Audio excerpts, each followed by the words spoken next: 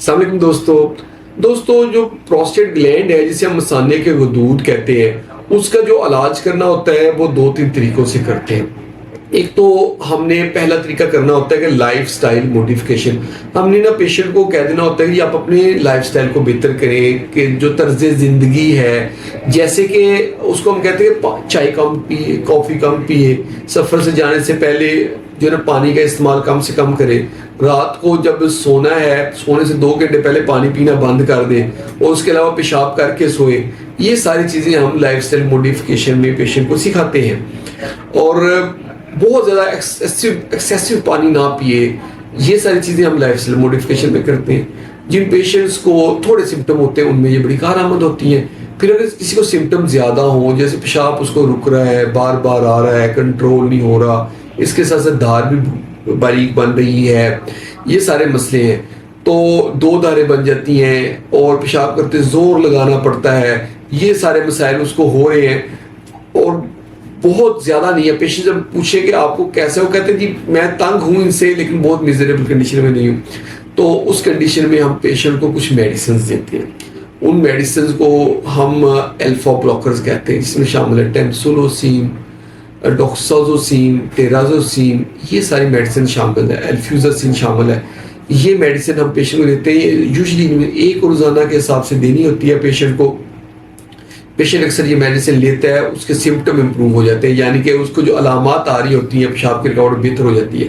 اس کے ساتھ اگر سائز 40 گرام سے بڑا ہو نا پراسٹیٹ کا، تو ہم ڈیوٹاسٹیرائڈ یا فائناسٹیرائڈ میڈیسن دیتے ہیں۔ یہ جو ڈیوٹاسٹیرائڈ فائناسٹیرائڈ میڈیسن ہے نا، اس سے یہ فائدہ ہوتا ہے کہ پروسٹیٹ کا سائز بھی شرنک ہو جاتا ہے، تو ہم 3 سے 6 مہینے تک یہ والی میڈیسن دے دیتے ہیں۔ اور ان پیشنٹس کو جن میں یہ میڈیسن لینے کے باوجود بھی بہتری نہیں آ رہی، ان کو ہم آپریٹ کر دیتے ہیں۔ یا جن کو پروسٹیٹ کی وجہ سے سمٹمز جو ہیں وہ بہت زیادہ سویئر ہیں، کہ بار بار جانا پڑ رہا ہے پیشاب کرنے، اور اس کے علاوہ بہت زور لگانا پڑ رہا ہے، پیشاب پیچھے رک رہا ہے، اور وہ کہتے ہیں بہت میزریبل کنڈیشن میں چلے جاتے ہیں، بہت زیادہ سمٹم آ رہے ہیں، تو ہم ان کو آپریٹ فوراً کر دیتے ہیں۔ اس کے ساتھ ساتھ پروسٹیٹ کی وجہ سے اگر پتھریاں بن گئی، ہرنیا بن گیا، انفیکشن ہو گئی، یا گردے ڈیمیج ہو رہے، تب بھی ہم آپریٹ کر دیتے ہیں۔ تو اب آگے ہم بات کرتے ہیں کہ آپریٹ کرنا کون سا ہے۔